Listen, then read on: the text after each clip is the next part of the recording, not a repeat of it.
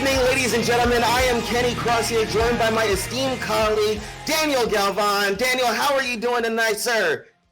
I'm doing absolutely great, Kenny. As of recording, obviously it's the countdown to Wrath of Poseidon. It's going to be a huge event in Uvalde. We have a big-time main event championship on the line. Eric Shadows with his first ever title defense against T-Ray.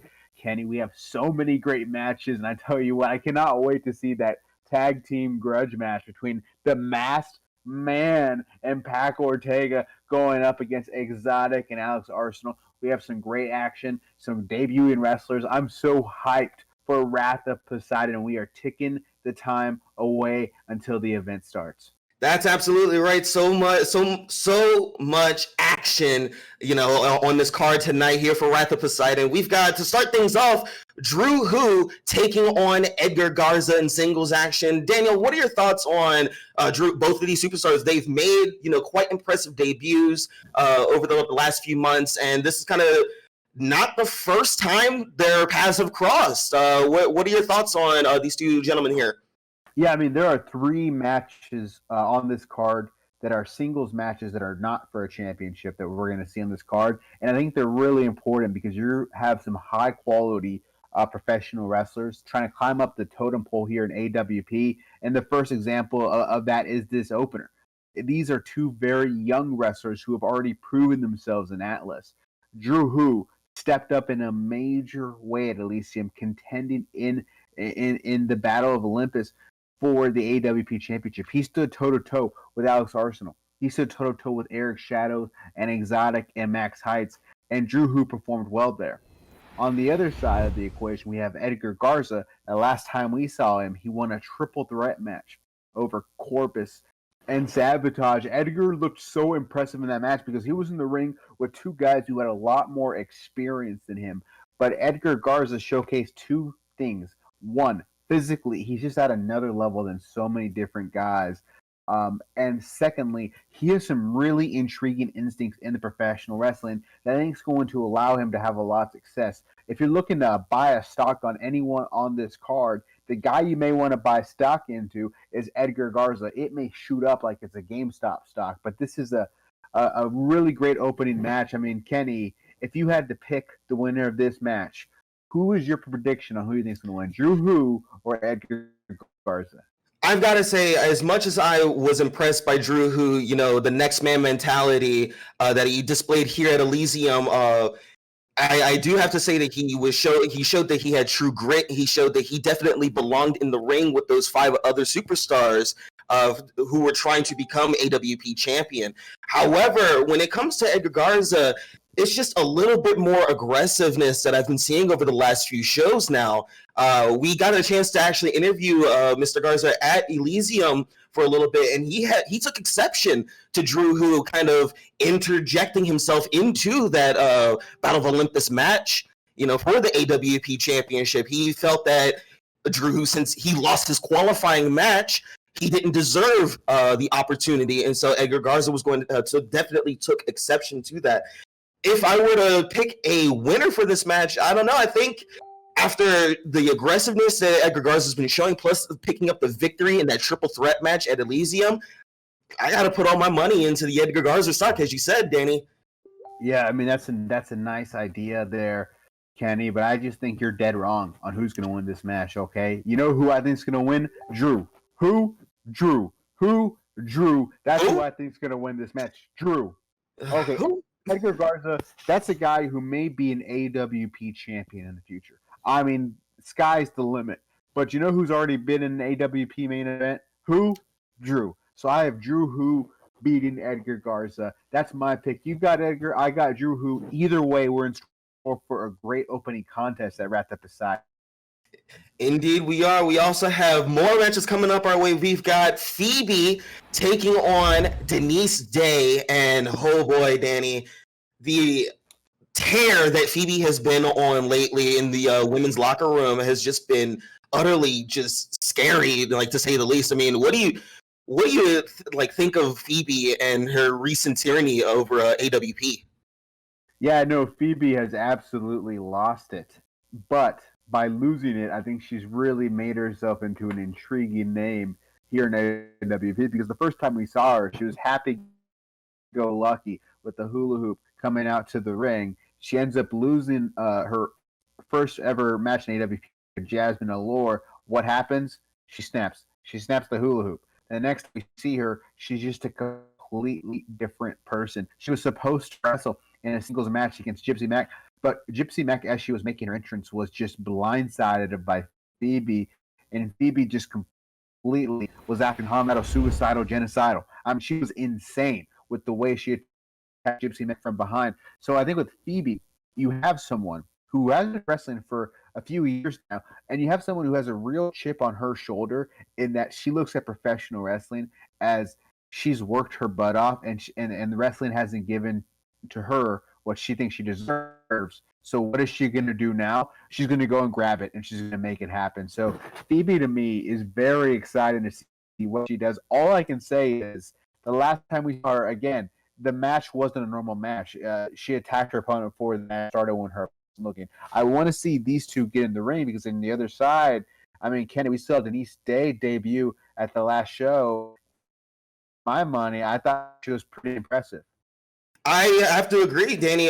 Denise Day showcased a lot of strength, power, and speed, alongside with the explosiveness of her finisher, the spear and whatnot, almost breaking SJ Vega in half in their match and what.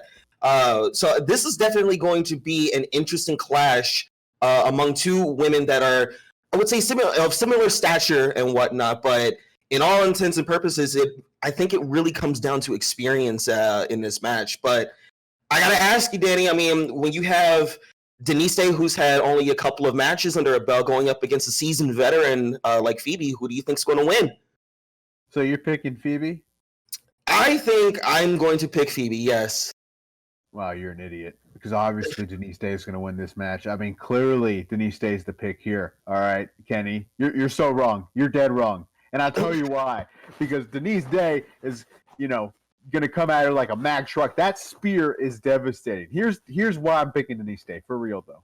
I think Phoebe's anger may get the best of her. I think two things might happen. She might get herself disqualified. She's kind of like, she might grab a steel chair, hit her over the head with it. She might get disqualified. Secondly, possibly in a fit of rage, I think she's going to utilize a brawling approach.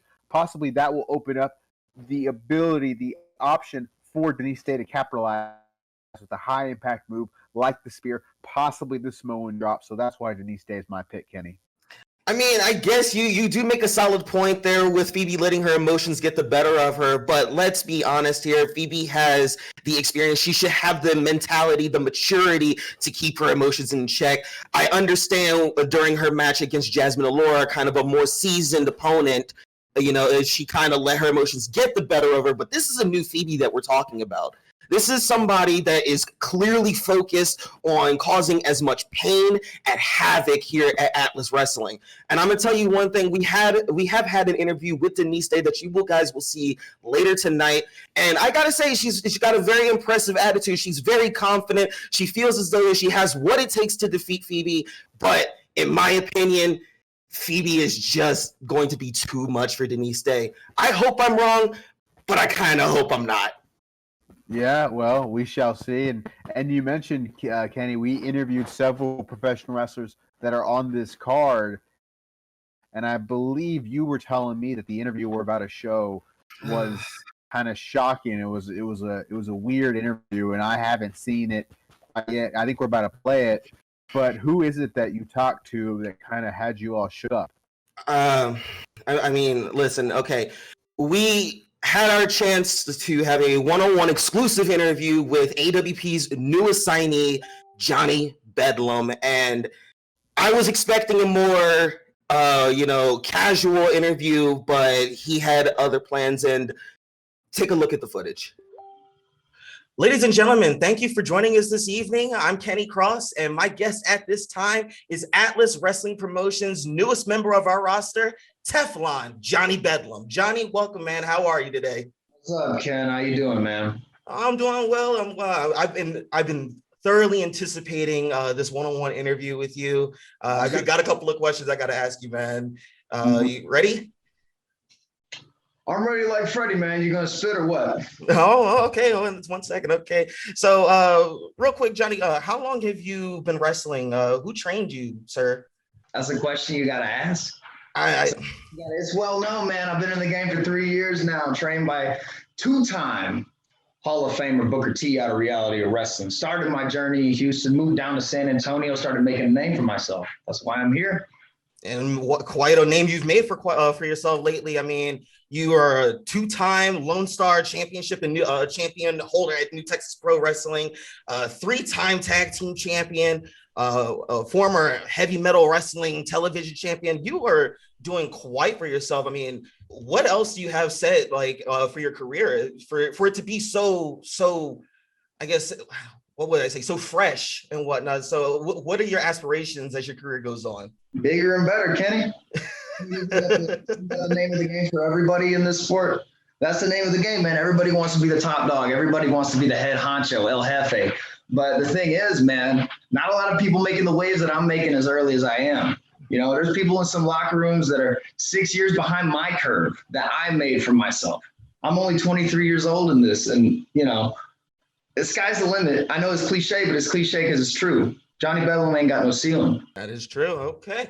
Real quick, where did Teflon come from? I mean, you've been running that name for quite some time now. Like, what does Teflon mean to you? Well, think about pop culture, man. Think about the boys that the media tried to dig up dirt on, like Reagan, Jordan, guys that, you know, were in a sense untouchable. No diss to old untouchable Gino Medina. Shout out to El Intocable, one of my trainers. But no, man, like, you know, Teflon's just something that I felt was something that I always wanted to be, something that I always felt like, you know, was slightly out of my reach, just to have nothing stick to me, man. You know, we live in a world where a lot of stuff happens. A lot of stuff can turn you on your ear. A lot of stuff can make you feel like you're going to ride, you know, but it takes a special kind of mindset, a special kind of person to just let that dirt rub off your shoulder, you know, in the words of Hove. Like, there's nothing you can say, nothing you can do to me that I ain't already been through. So it's like, all you want to do, man, go ahead, give me your best shot. This stuff's going to bounce off me like a rubber bullet. Oh, wow. Interesting words there from Teflon.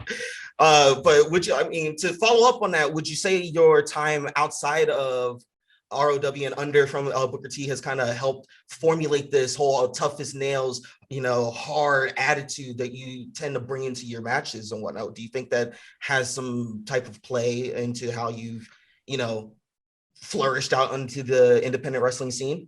I think yes, because once I left Booker's, my safety net was gone. You know, I felt comfortable in Houston. I felt like I had a good gig, but it's when you take that step out into the pond that's next to you that you decide, hey, am I going to sink or swim?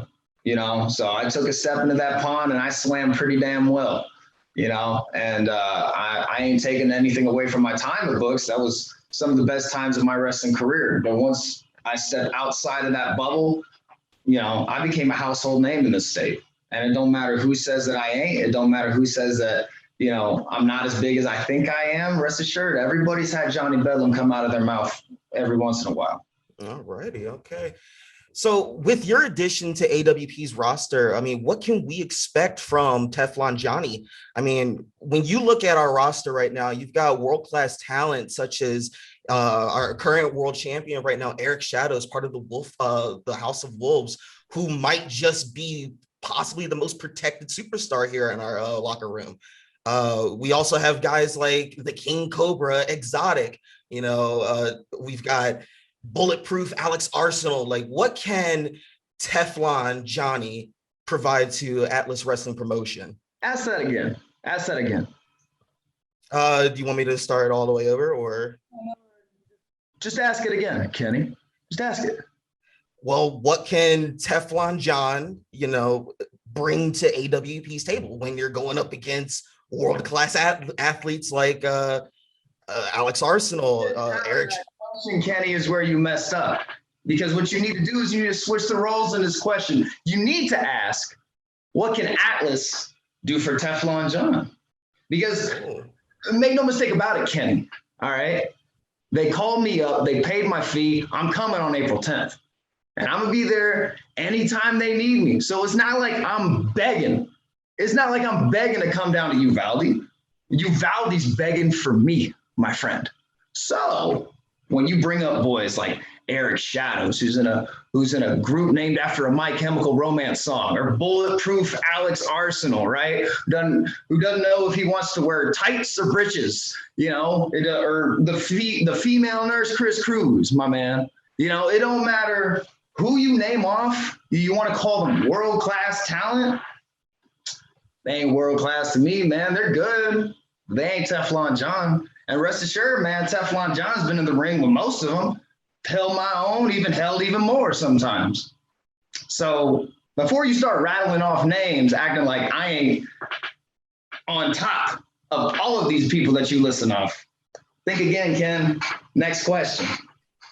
I mean, I had a couple more names to kind of list down, but why don't you rattle them off, man? You can rattle off any name that you want, but rest assured, man, I ain't fretting, I ain't stepping, and I ain't fronting. I'm not worried. I mean, we do have this very impressive talent named Max Heights. He's a world-class athlete, very well known here down in Uvalde. What do you think about him? Keep it moving. Okay. Well, we've got guys like T-Ray, who's one of our world-class. I'm sorry, Johnny, can we go back? Can we ask about the whole Max Heights? Why? Well, I mean, you seem kind of dismissive about Max Heights. I just wanted to know if... There's nothing dismissive about it, Ken. There's nothing dismissive about it. I asked you, if you had any more names, and you give me a chump like that. You giving me these tags of world class, of world renowned, right? Guys that I should know of, and you give me a chump like Max Heights. Next question. I mean, I just kind of find it funny how you didn't have this sort of reaction with Alex Arsenal or Eric Shadows, but now as soon as I mentioned Max Heights. Don't turn this on me. You're asking more questions that you don't need to. All right? Stick with your script that you got in front of you. Yeah, look down. Let them have it. Look down. No, look down at your script. Look down at your script. See the next thing on your script? Go to it. Well, actually, that was kind of my last question. I wanted to ask about your relationship with Max Heights, but... There is no relationship, Ken. What you're doing is you're following a trail that you have no idea where it leads. All right? You want to talk about Max Heights? You want to bring up Max Heights? I do. Do it. Do it again. Do it again. I dare you.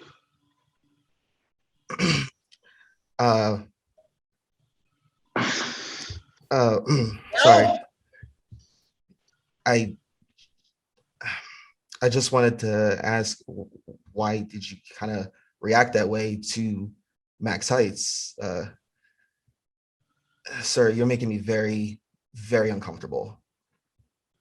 I know that we're having a video conference right now, a video interview, but the way you were staring at me whenever I mentioned Max Heights. It's a little different, doesn't it? It feels a little different when your power is taken away from you in an interview, right, Ken? Even through a computer screen. I see the fear in your eyes. It's funny. It makes me laugh, makes me chuckle.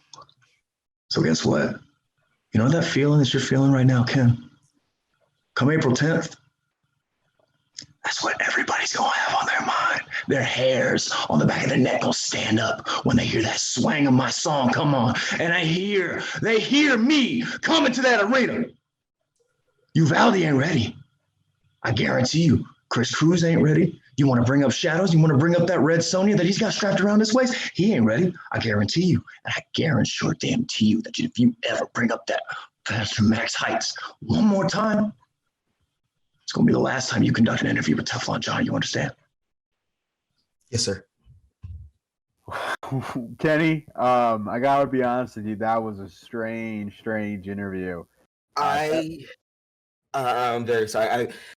I'm still shook, honestly, Danny. I honestly wasn't expecting to kind of feel that uneasiness, that unnerving mentality just like to wash over me. Johnny Bedlam is definitely an imposing figure here at AWP. He is one to definitely watch out for.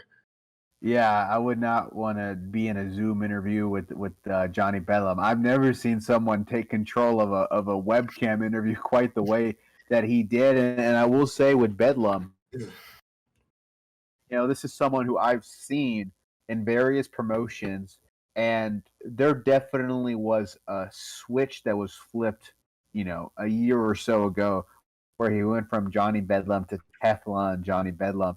And he's always someone who, watching him, was like, this guy has like significant upside in professional wrestling. But it's starting to feel like he's figuring out who he is.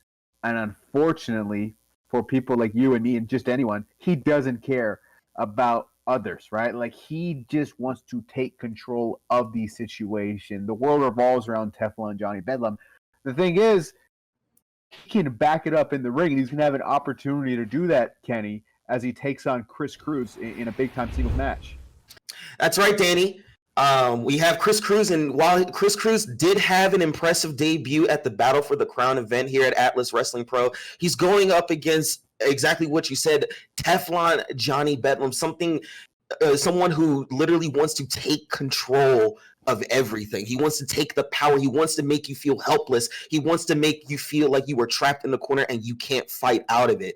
I definitely felt that even through a computer screen, and I would be idiotic to honestly pick anyone to win this match but Teflon John. So to make sure that he doesn't, scare me or come underneath my bed or whatnot, I'm going to pick Johnny Bedlam as my winner of this match.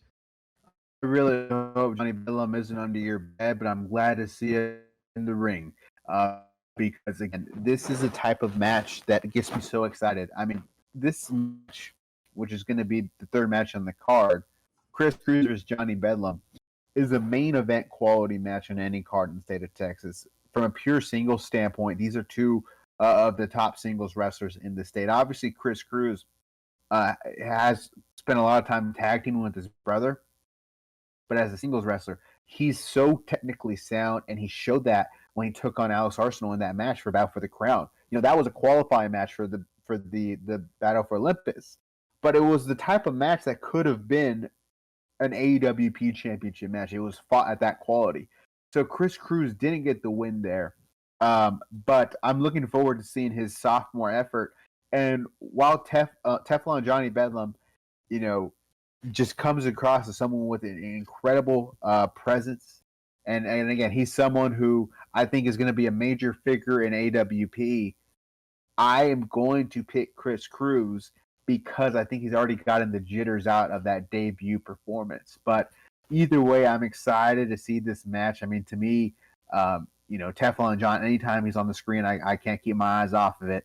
I feel like he's the type of guy who's a bit of a game changer when it comes to pro wrestling. You see a lot of guys who kind of play it by the book. I'm not so sure if Johnny Bedlam's ever read a book. I think he's decided to write his own. Wow, did you laugh at me saying that? He's gonna see that. He's gonna come after you. He's under your bed right now. Don't wish that juju on me. Listen, no. You please continue, please. Well, I'm picking Chris Cruz. You're picking Johnny Bedlam. But I tell you what, the winner's the fans. And what I love about this card is the hits keep on playing, bro. We have another dope singles match right after this one, don't we? Yes, we do, Danny. We've got Jason Knight taking on Nathan Bradley. And let me just honestly, bring you back to Elysium, Nathan Bradley's debut at Atlas Wrestling Pro. And my God, Danny, I have to say, I absolutely fell in love with this young man's, this young man's talent, this young man's poise in the ring. He is very, very showboat, very emotive. He can just, oh my God, he can literally change the gear of any match to fit his needs. I literally was in love with that young man's performance at Elysium. What were your thoughts on Nathan Bradley's performance at Elysium? Yeah, I mean, watching Nathan Bradley perform, and he had a great win over Dill Dempsey. I mean, the two things that stuck out to me is, one, if he hits the dragon suplex on you, it's over. I mean, obviously, if you watch All Elite Wrestling, you'll see a dragon suplex from Kenny Omega. But for my money, the dragon suplex that Bradley hits is more vicious, and I think a big reason why is the way he gets a snap on. And I think he has the most vicious dragon suplex in professional wrestling. And if he hits it on anyone, like he did on Dill Dempsey, he's going to get the 1, 2, 3. The second thing that stood out to me was his athleticism. This is a guy who's just a great athlete, and that's why this matchup between him and Jason Knight gets me so excited, is because Knight is also a phenomenal athlete. I mean, we saw him go with Dante Leon at Battle for the Crown. They did a lot of things where they stole the show on that night, and it was so much to do with the athleticism. So what gets me hyped about Knight and Bradley, it is, I think, athletically speaking, I would say on a card that's full of great athletes, this is the match with the most athleticism. This is the match you're going to want to, get your phones out, because you're going to have a lot of Instagrammable material in terms of moments. You're definitely going to have a lot more holy shit moments in this match. I can definitely predict that before we pick any of our winners. Yeah, you were definitely right. You had an excellent analysis. Jason Knight literally did steal the show in his match against Dante Leon at Battle for the Crown. So even, oh my goodness, I'm just, imagining it really, because it was such a great match. But yeah, when going up against Nathan Bradley, this is definitely going to be a high octane, high energy type match. Lots of, athletic flips, dives, maybe, just ground and pound. Who knows? That these two are just pure artists in the ring, I would have to say. I gotta say though, real quick before we get into our predictions, there is a little bit of a cloud surrounding Nathan Bradley. Since his debut, he kind of got the attention of our current, what would you call them? Current wolf pack at AWP. The House of Wolves. Yeah. Shadows, Pac Ortega, the Masked Man. Those lunatics who have been ruining so many great matches with illegal maneuvers, interference, unsportsmanlike conduct. They're trying to recruit Nathan Bradley. In fact, they asked him, do you want to join the House of Wolves? He said no, but they told him, hey, we'll let you weigh in on it. So I think if you're the House of Wolves, I think what they saw is a guy who has so much potential and upside that they don't want to go up against him. They want him to join their squadron, so their reign of dominance with Eric Shadows, AWP champion, continues. But I hope as a fan of AWP, as a fan of sportsmanship, and as a fan of the sport pro wrestling, I hope Nathan Bradley doesn't join the House of Wolves. Don't pay that rent. I gotta say, I doubly agree with you. The sky is the limit for the young man, Nathan Bradley, the CEO of Fortune 5000. He doesn't need the wolf pack, in my opinion. He's far better than that. But I honestly do hope he chooses the right decision. Whatever's best for him and his brand, I hope he, takes that in consideration when making his decision. But for right now, I know he has that to think about, but he does have a match to worry about against Jason Knight. So, Danny, who are you going to pick to win that match? This is a tough one to call. It really is. I think Jason Knight's gotta want to get in the win column here, coming off of that loss to Dante Leon, and I think he has all the potential to do so. Hotshot Jason Knight. I mean, he's a cool dude. I feel like he was the first kid in middle school to wear puka shell necklaces. I don't know if I'm aging myself there, but those are real cool. Jason Knight's real cool, and I bet he wore them. And so that's why I'm picking Jason Knight, is that he's one cool cucumber. But in reality, the reason why I'm picking him is because he's tasted defeat in AWP, and he doesn't ever want to taste it again. Whereas Nathan Bradley's coming off with an undefeated, unblemished record, and I think maybe you're gonna have Jason Knight come in with like a jump dog mentality. Also, from a sportsmanship standpoint, I think Knight is more willing to take and do illegal things to get the win. I mean, I guess you can pick. I mean, you are entitled to your opinions, even though they're totally wrong. Because I'm going to be honest with you, I still got my money on Nathan Bradley winning this match. This young man had such an impressive debut, and I understand that he does possibly have, the Wolfpack kind of in his ear right now, the House of Wolves kind of talking, trying to recruit him. But honestly, this man has been everywhere in Texas. He's been everywhere. He's been on national TV. So I think that he has the mental capacity, the maturity to keep those emotions in check, to keep outside interference, out of his realm here, and he can focus on the match, especially with a very, very talented Jason Knight. I really do think this man's poise in the ring and utmost athleticism is what's going to carry him to pick up the victory here.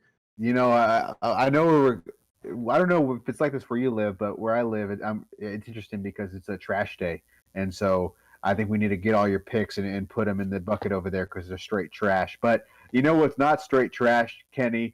It's this great interview we did with Denise Day. Check it out. Good evening, ladies and gentlemen. I am Kenny Kross, and my special guest tonight is none other than AWP's own Denise Day. Denise, welcome back to AWP. How are you today? How are you? I'm doing good. It's good to be back. Thank you for having me. We couldn't wait to have you back after the showcase that you had at Elysium against SJ Vega, which you won nonetheless. Tell me something. It's like, how did that make you feel? That was your first match, your debut match here at Atlas Wrestling Pro. Were you nervous? What was your mindset going into the whole environment? It was crazy. It's hard to think about that just already happened because it's something that I waited for since I was 8 years old, and it's hey, now is your moment to go out there and do what you always wanted to do. And I was I was hella nervous. Of course, I heard all the crowd. It was crazy. I was shaking behind the curtains. Yeah. The second the song played, I was like, that's it. Get out there and just get out there and do it. Get out there and do it. Hey, I mean, that's a great mentality to have, especially, for somebody that's only been training for how long? A year? Correct me if I'm right. Right. Okay. Yeah. You've been training for a year at 5-Star Wrestling Academy. How's training going? Let's talk on that. It's going great. We always learn something new. I love that we always go back to, the basics and learn. You never stop learning. And I love that about wrestling. You always learn something new. There's different ways of doing, literally even one move. There's just a lot of things to learn. And I love that. Makes it a little hard though, because sometimes I do have a Dory brain, but I get back in there and it's good. I love what I do. So that's what's up. That's awesome. Have you been working elsewhere while, waiting for our next Atlas Wrestling show? Have you been out there in Texas? Yeah. I actually had my first match here in my hometown, and it was great. Oh wow! It was a triple threat, and I loved it because my family got to go and my family got to see me, and I think that meant the world to me because this is something that I always told them, hey, I'm gonna wrestle one day, and they're like, yeah, okay. And you showed them all up when you went, step behind that curtain. You just went out and did it, right? Yeah. That's great. So you've been keeping up with the training, getting more experience out there. What are you hoping to bring new on your next match here at Atlas Wrestling Pro? What are you you've learned new things, so now what are you going to show the crowds here? If we're being honest, my first match I was a little shy. I mean, maybe I didn't interact as much, but this show I want to show that who's this silly little goofball like Didi, and I love people, and I just want to show that I love and I appreciate everything for them to come down and see wrestling. So yeah, I just want to show that it's okay. I'm goofy. I'm weird. I promise. Just vibe with me. Just give me a second, but I'll be there. I want to connect more with the fans and enjoy their presence, because if we don't have them, we don't have anything. That is very true. Without the fans, wrestling would be dead. Yeah, that is very true. Speaking on your next match here on our upcoming show at Atlas Wrestling Pro, which is Wrath of Poseidon, you're set to go 1-on-1 against Phoebe. And, Phoebe has been on quite a tear recently. She's been, very aggressive. She attacked Gypsy Mac at our last show before their scheduled match and whatnot. So what are your thoughts on Phoebe and her actions at Elysium? I mean, she must have her reasons, right? I mean, I can't tell her what to do or not to do. But, I mean, once we go in that ring, I mean, I'm a very nice person, but just, we're gonna if we have to go, we have to go. But I mean, I'm ready. I'm pretty sure she's ready. Are you sure? So it's gonna be one good match, I can tell you that much. Okay, very good, very good. Well, if that's the case, then I mean, what would say, for instance, you were to pick up a victory here at Wrath of Poseidon? What would a win over Phoebe do for you in your career? Not only at Atlas Wrestling, but just for your entire professional wrestling career. I mean, you said it yourself. It's winning against Phoebe, someone who has more experience, more dominance, and then to beat someone like that, it has it marks like a little history in your own wrestling, especially because it's gonna be like my fourth match, and if it's my fourth match and winning someone that high, I mean, just saying. I like the confidence. I really do. I really do. Because normally, you know, a person that really hasn't, a wrestler that hasn't had as much behind their belt would be really skittish. But I gotta say, I love your attitude here. I love your confidence. I'm backing you up on this one. I wish you all the luck in the world. And I wish you luck against Phoebe. I hope that, you know, everything goes the way you want it to go. Me too. I mean, hey, she can kick me, she can punch me, but I mean, I'm not giving up, so I'm ready. Well, once again, I love that confidence, and thank you for stopping by. I really appreciate you taking the time to have this sit down conference with me. No, thank you. I love being here, so thank you. Alrighty, thank you guys, and Great interview from Denise Day. I mean, she's got a lot of confidence, a lot of poise heading into her big match against Phoebe, but that's not the only big match. Kenny, oh my God, we got ourselves a tag team match that I cannot wait to see, don't we? oh my goodness, I am absolutely stoked for this match. We've got oh my goodness, we've got so much bad blood in the middle of this ring taking place in this tag match. We've got Bulletproof Alex Arsenal teaming with the King Cobra Exotic, taking on two members of the House of Wolves in the Masked Man and Pac Ortega. Whoo, boy, Danny, what you can already, sense the tension in this match, especially, how long this story has been going on at AWP. It all started at Ascension, AWP's very first event, when Pac Ortega and Exotic were in a singles match, and just this man dressed in all black, this masked man entered the match, interjected himself, and just started assaulting Exotic and passing along, the reins to Pac Ortega as they would just absolutely decimate Exotic in the middle of the ring there, Danny. Yeah, it's been unfortunate what the House of Wolves have been doing, right? Like, everyone else in AWP has been playing by the rules, but the House of Wolves have been attacking people from behind. They got involved in every single show and all the big high-profile matches. I mean, the Battle for the Olympus, the Masked Man came out, and it was just insane. And there's so much anger from, Exotic and Alex Arsenal, because these are two guys who have a major bone to pick with Pac Ortega and the Masked Man. And I'm so grateful this match is made, because this gives us an opportunity to watch Arsenal and Exotic go to town.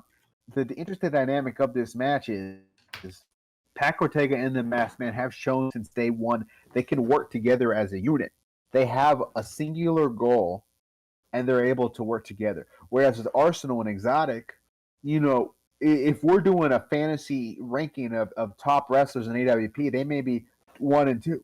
I mean, these are two of the top dogs here in AWP, but they may not work together the same way, in that their number 1, 2, and 3 priority might be to kick Pac Ortega's ass and not so much get the win. So I think that's the interesting dynamic of this match. Is on one side you have a well-oiled machine from a tag team standpoint.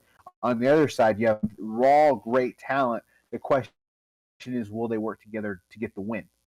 Interesting analysis, Danny. I'm glad you also picked up on that, because we bring you back to AWP's Elysium during the Battle of Olympus match, where Exotic looked poised to beat Pac Ortega, but then the Masked Man, interjected himself and held Exotic's shoulders down on the mat, forcing the 1-2-3 and eliminating him from the match. And you could tell that it really just awoke a fire inside of Exotic's Exotic's stomach. He would then rush back to out fighting all AWP security, referees, arena security, honestly, trying to get his hands back on the masked man. There's a lot of bad blood between these four gentlemen. And then Alex Arsenal, taking his turn and expressing his desire to open a can of whoop ass on Pac Ortega, as he and Exotic would take kendo sticks and simultaneously, swing away and inflict all kinds of damage to Ortega's body. So, I mean, I don't know what exactly is going to happen in this match. All I know is that it's going to break down really quickly. A lot of chaos, a lot of bad blood, a lot of just energy is just going to exude out of this one match. I can't wait to see what's going to happen here at Wrath of Poseidon. I mean, it's a really important match, and you're smart to bring up what happened with Exotic, because Exotic has worked so hard, and his dream was to win and be the first ever AWP champion in his hometown of Uvalde. And he had that taken away from him by the Masked Man. So currently, the AWP championship belongs in the House of Wolves. It belongs around the waist of Eric Shadows. And I think for Arsenal and for Exotic, their goal is to be champion here. And I think the way they look at it is, in order for that championship to get in there around their waist, the first goal is they got to dismantle the House of Wolves. They got to take away that foundation, and they got to take away these bad dudes. And it starts at Wrath of Poseidon. They're going to have an opportunity not only to win, but to really, really punish and intimidate the Masked Man and Pac Ortega. I mean, this is a barn burner tag team match. I'm picking Arsenal and Exotic, but that's frankly because I'm biased. I just don't like Pac Ortega, and I just don't like the Masked Man. I don't like the way they do business. I mean, normally I would agree with you on this situation, but you said it yourself. Pac Ortega and the Masked Man work too well as a team. They have that chemistry already fit together, and they know what it takes to pick up the W, Danny. This is why I say that you're wrong, like you're wrong all the time. And I'm telling you right now, it's Pac time, baby. It's the House of Wolves era. In Pac we trust. It's Pac Ortega and Masked Man picking up the W for this match. Well, they're picking up the W according to you, but according to me, what was awesome was the interview I did with Alex Arsenal, and of course we also talked to Exotic, and I tell you what, this is must-watch material before the tag team match, so check out these interviews that we did with Alex Arsenal and King Cobra Exotic.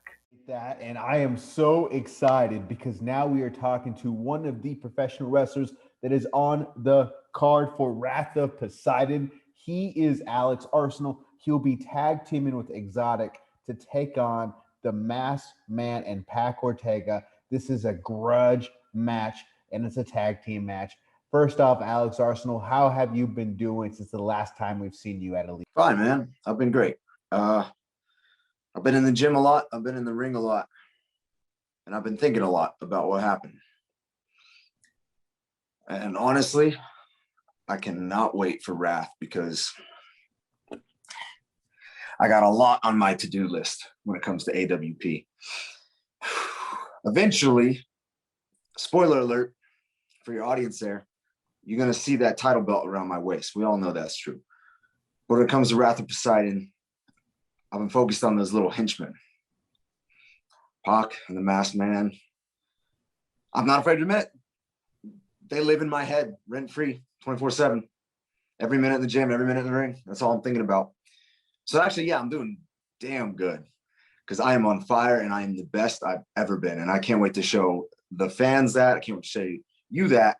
And I cannot wait to show the little House of Wolves exactly what I'm talking about. And you did just that in the main event of Elysium. I mean, that was the best match in AWP history. It was one of the best matches I've seen all year long. The six-man warfare, basically, to crown the first ever AWP champion. And you found yourself as one of the final two combatants, only for Eric Shadows to thumb you in the eye, hit you with the kendo stick, and finish you off with the one-winged angel. You were very close to becoming the first ever AWP champion, but at Wrath of Poseidon, it's Eric Shadows who's holding the title on the poster. I mean, what are your thoughts when you see a poster like that and you're not the one with the championship? Sucks, man, because on paper, you're right. He won. He beat me. And that's what everyone sees on paper, on the flyer. And then in the Battle of Olympus, you saw him have to thumb me in the eye and use a kendo stick. I know there's no disqualification, so I'm not bitter about it. It is what it is. Heck, he beat me fair and square. That's fine, right? Because there is no cheating when there's no disqualification. But I didn't have to poke him in the eye. I didn't have to use anything. I had to use a kendo stick. I had to do a low blow, none of that. He knows that. And next time we face off, if there is disqualification, he's screwed. He knows that. And if there's no disqualification, then I ain't going to hold back next time. So I'm real excited for that.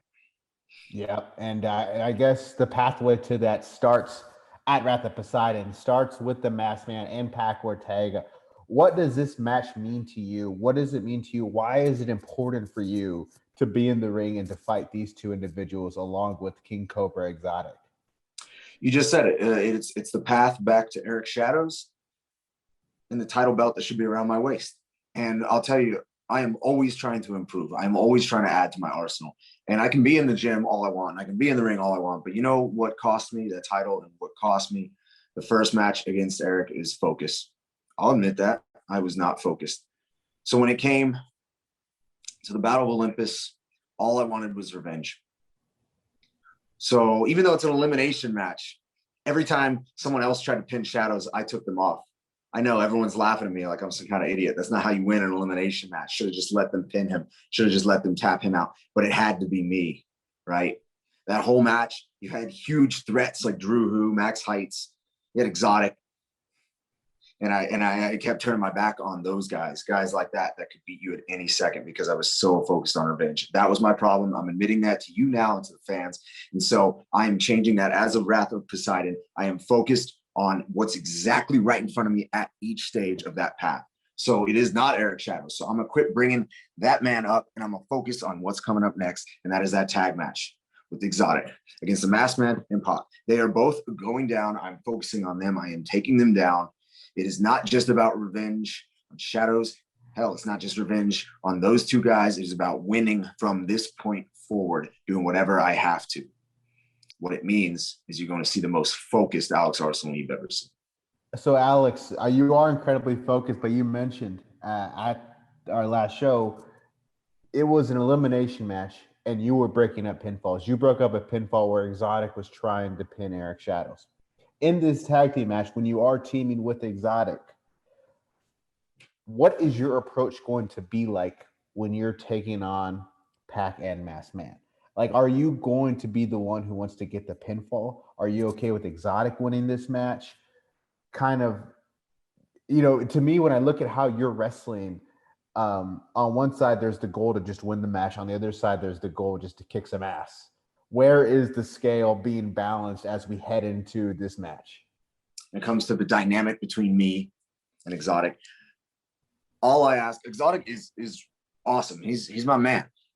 We go way back. He's a good dude. Don't get me wrong. I got no problem with him. It was nothing personal, the Battle of Olympus, when I took him off that pin. It was absolutely nothing personal. If you notice, he's the only other guy in that match. He's the only guy in that match who we honestly, it never really came to blows. We exchanged a few strikes here and there. Best man win, whatever. But there's no heat there, man. There's nothing personal. He's a good dude. All I ask of him is to let me get in there and get some blood first. All right? I got to get my hands on both those guys. I got to make them pay. And after that, as long as I can do that, I'll tag him in. He can get the win. I can get the win. As long as we get that W.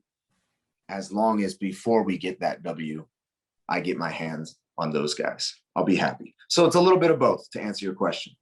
Well, Alex, I'm so grateful for your time, and I'm so excited for your tag team match. Thank you for joining us. And, man, I am hyped. Now we're going to go to Kenny, who's interviewing another wrestler on the card.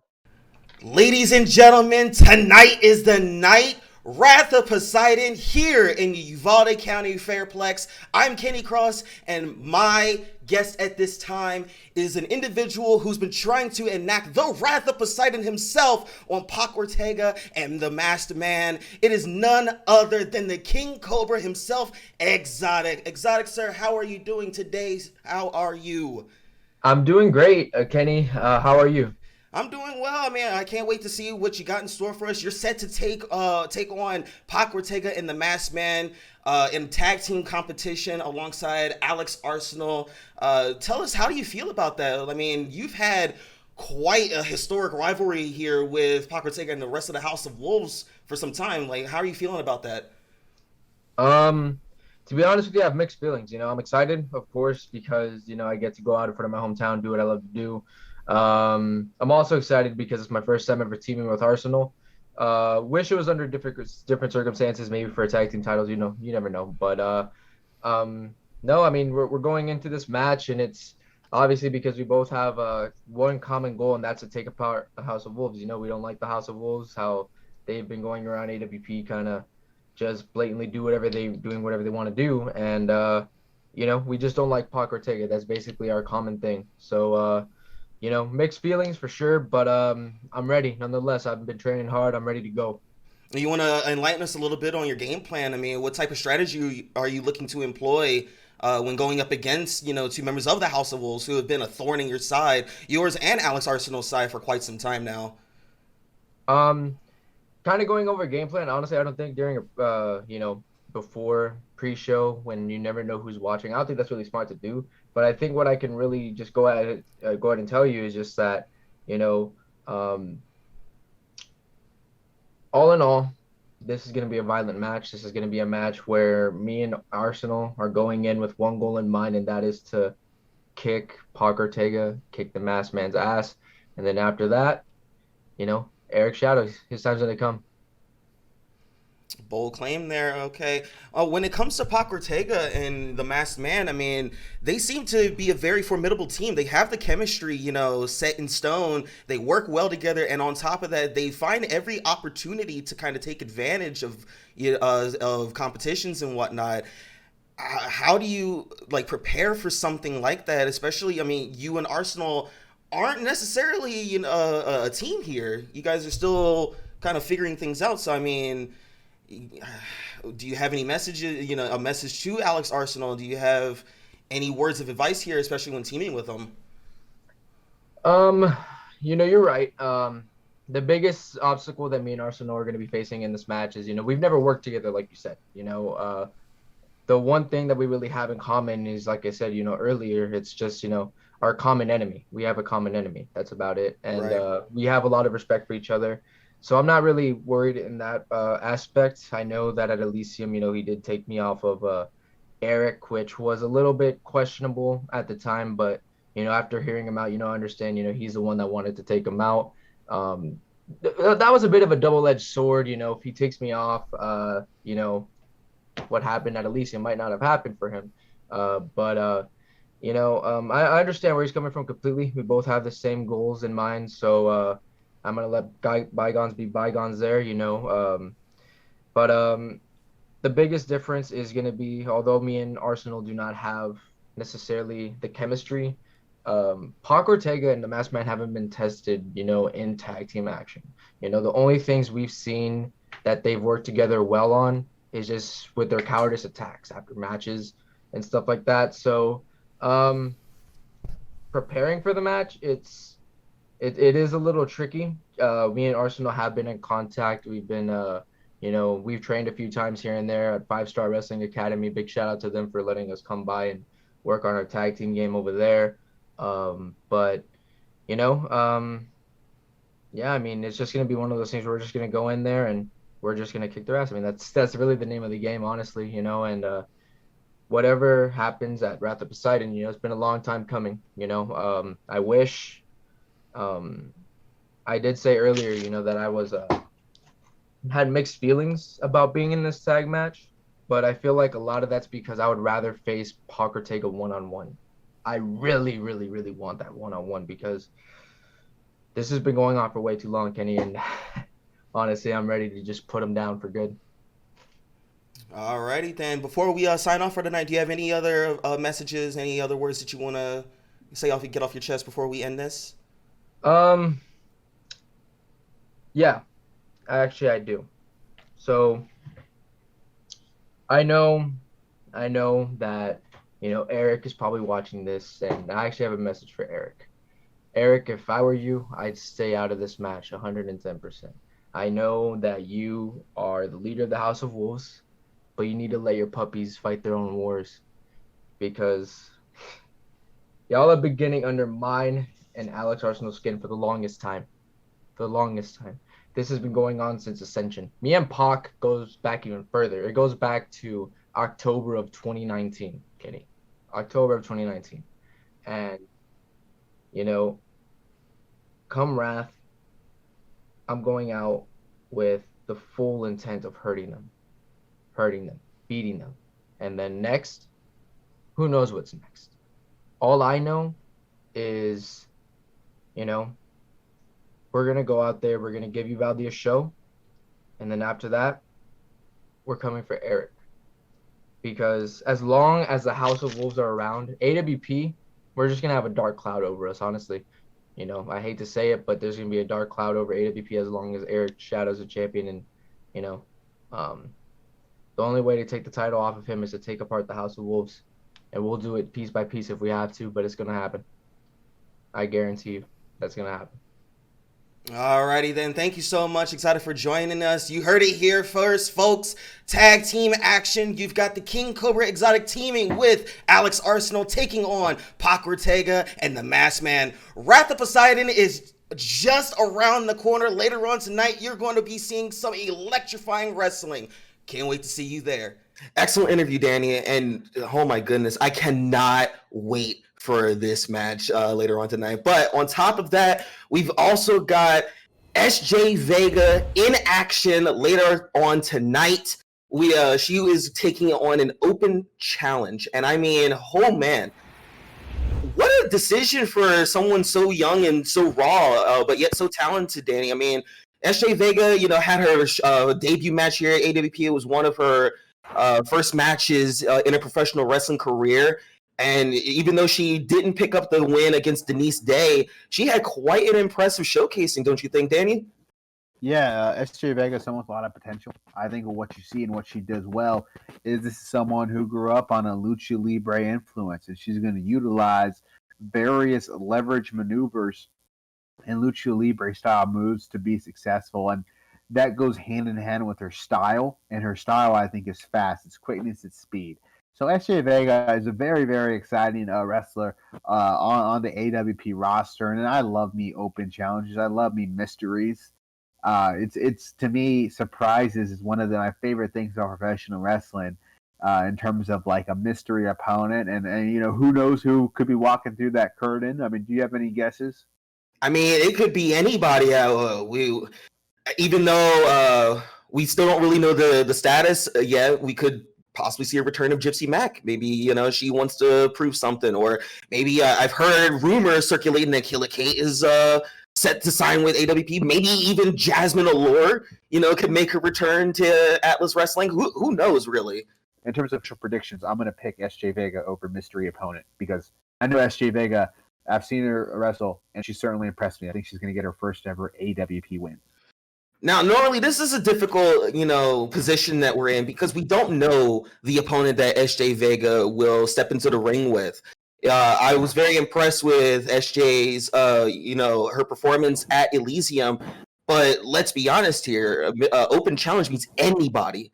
And you did list some very credible names that, I mean, how do you prepare for something like that?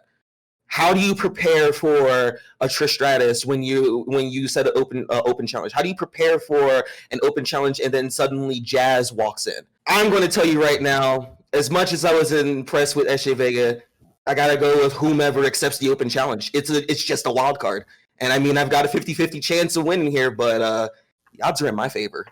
Well, you may have 50-50 chance of winning, but I have a 100% chance of a banger of a main event. All right, dude, what a main event. Oh boy, a main event for one for the ages, something that is a main event that has been in the making for well over 5-6 months now, and it's just so much bad blood between these two. We've got T-Ray taking on Atlas Wrestling Promotions' first ever champion, the leader of the House of Wolves, Eric Shadows. And Danny, oh boy, what do you make of this match that's going to take place tonight?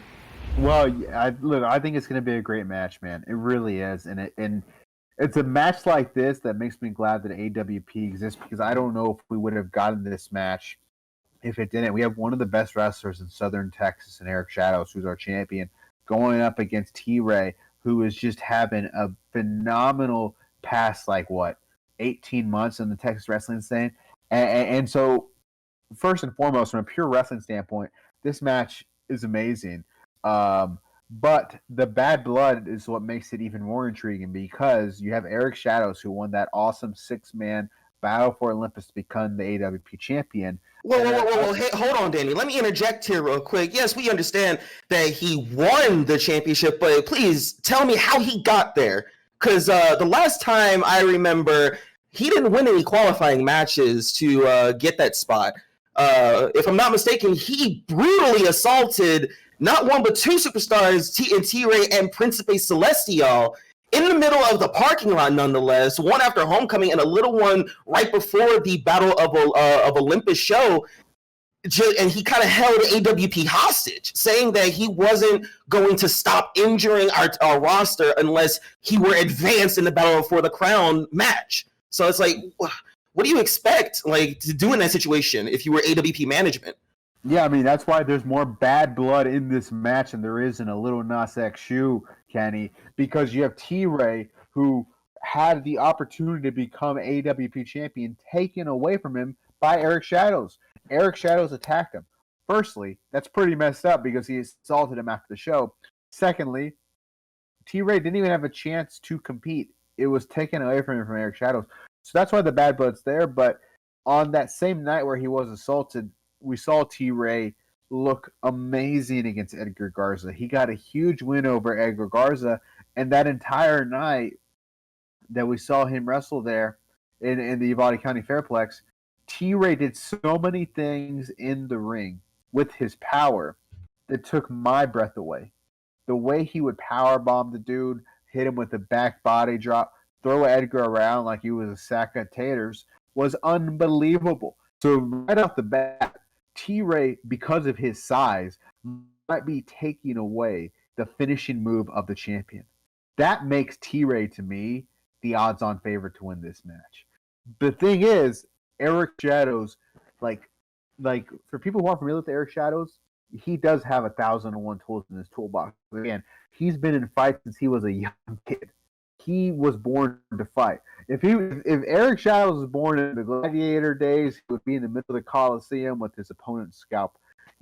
This is a guy who would have fought any generation. He's just a straight-up warrior. So he'll find a way to win. He will attack a limb. He will attack a body part, dissect an opponent. But I still think T-Ray is going to win this match, man. I just am so impressed with what he brings to the table. And I think T-Ray is the kind of guy who can win this championship and hold it for a long time. I would have to say it would be a fantastic image to have our AWP champion Eric Shadows only have a one reign title reign here, a one match title reign. Let's call it that. Especially when it would be against somebody like you said as world class as T-Ray. However, again, in these types of matches, I understand Exotic and Alex Arsenal have the opportunity to neutralize the Masked Man and Pac Ortega, but I'll be honest, I don't think that's going to happen. I think Pac Ortega and the Masked Man will find a way to get the better of Exotic and Arsenal and then interject themselves into the main event and turn that into a 3-on-1, turn it into a mugging. I really hope that T-Ray has some type of strategy, plotted, because he's missed out on a lot. He has missed out on quite a lot, and I mean, this is going to be something new for him going into Wrath of Poseidon, and that's something he's going to have to really, really look forward to. Yeah, I'm so excited though for this main event. I'm so excited for the entire night of action and everyone in attendance for the Uvalde County Fairplex. I mean, you got to get hyped because we have a dynamic show in store for you. Indeed, we do. We want to take this time to thank you all for tuning in. Can't wait to see you all at Wrath of Poseidon.